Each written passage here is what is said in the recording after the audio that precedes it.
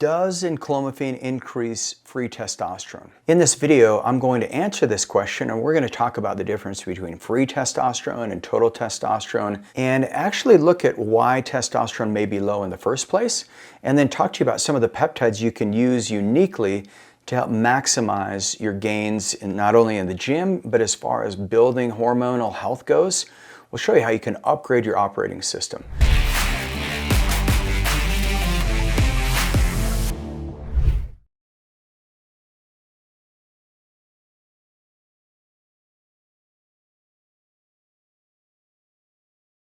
By the way, if you haven't had your labs ran and you wonder if enclomiphene will help your free testosterone, before you do any intervention, get your labs ran. Go to agelessfuture.com, meet with my team, get your comprehensive blood labs ran. You owe it to yourself. Most people who are playing guessing games with their health, they find that it doesn't end up well.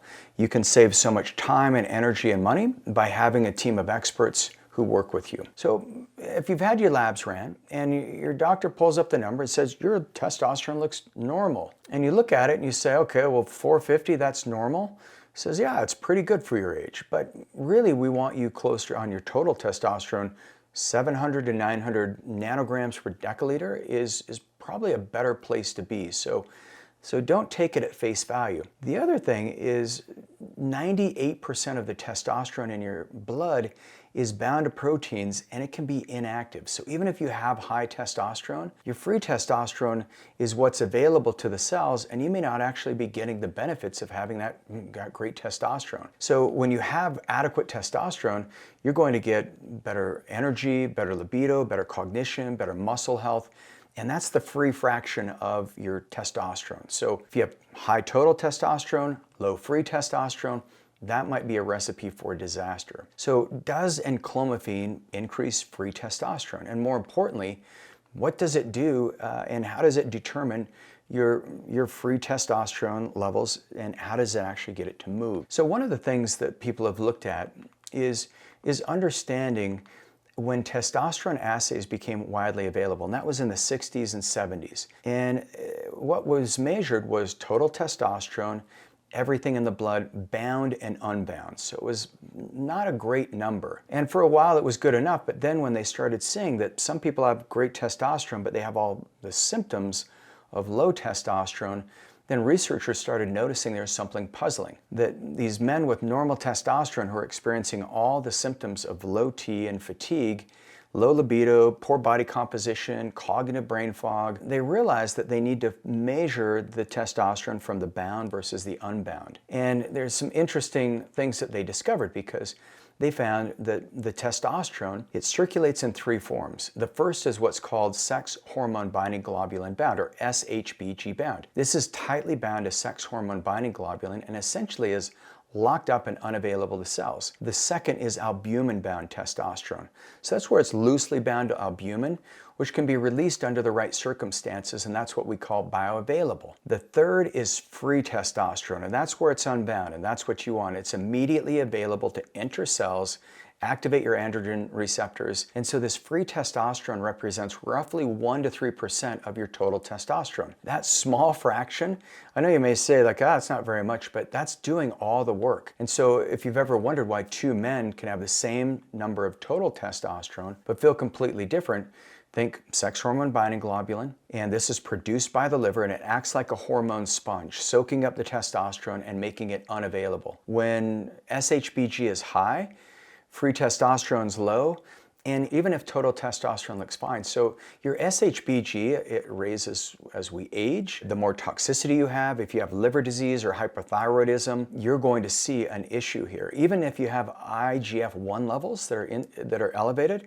you're going to see a problem with your free testosterone. And the result is hypothyroidism, obesity, and you have insulin resistance, and it doesn't end well for you getting your beach body that I know you want to get. And so the thing you want to do is looking at the numbers just a little bit differently. So if you think about how enclomiphene can help, this is the nuance that a lot of people are missing, because what enclomiphene is it's called a SERM, a selective estrogen receptor modulator. And so what it does is Enclomiphene, its primary mechanism is blocking these estrogen receptors in the hypothalamus. And when you block those estrogen receptors, you have more gonadotropin releasing hormone, more LH, more FSH, and then you get more testosterone made by yours truly, your own testosterone made by your testes. Clinical studies confirm that at 25 milligrams per day, total testosterone and the median average in studies is about 604 nanograms per deciliters at 6 weeks.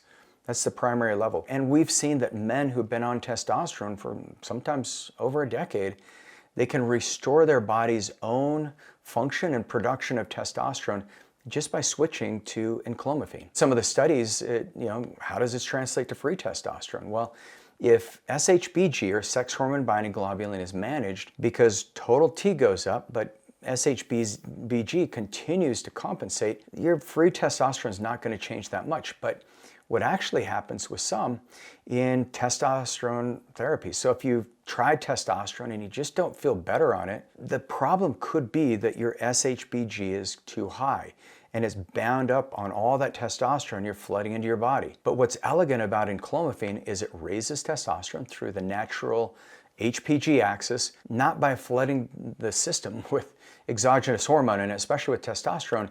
If you have a big pulse, your body's not going to want to produce any of it. And so what you get is just this nice natural rhythm from enclomiphene, because your body's designed to have more testosterone peaks in the morning, typically between 7 a.m. and 10 a.m. And then you'll have a trough in the afternoon, and then you'll have a little more steady rhythms at night. And so this rhythm is really important because that helps with cortisol balance.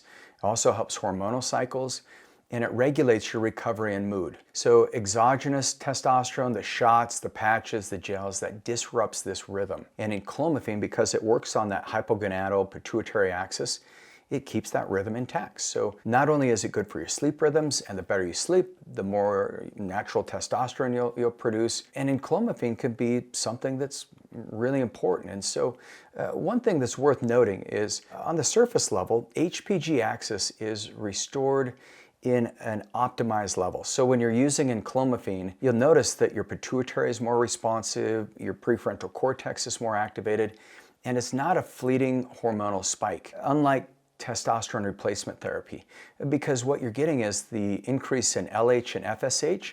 FSH is going to protect your sperm production. LH is also going to help with the Ledwig cells.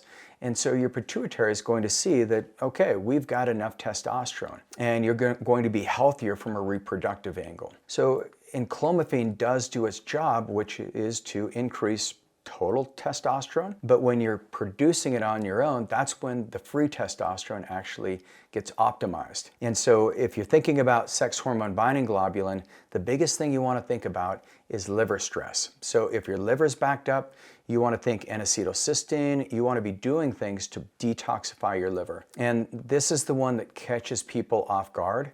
Very low fat diets, and we see this in a lot of our bodybuilders when they're leaning out. You go through your cut, all of a sudden you see a spike in sex hormone binding globulin because you're not eating enough fat. Cholesterol is the precursor for all your steroid hormones, and so dietary fat's not the enemy of testosterone. It's actually one of the most important things you can be eating. The other thing that you'll find is if your metabolic health is disrupted, make sure you're looking at your hemoglobin A1C, your insulin levels, because that has a direct relationship with sex hormone binding globulin. So if you're somebody who wants to go deeper, find out what's going on in your health, get your labs ran. Look at your free testosterone, look at your overall sex hormone binding globulin, look at your albumin. This can give you a really good picture as far as how healthy you are and what's getting in the way of you producing testosterone on its own. And so just with that said, everybody who comes to Ageless Future, we want to get the right testing at the right time and then apply the right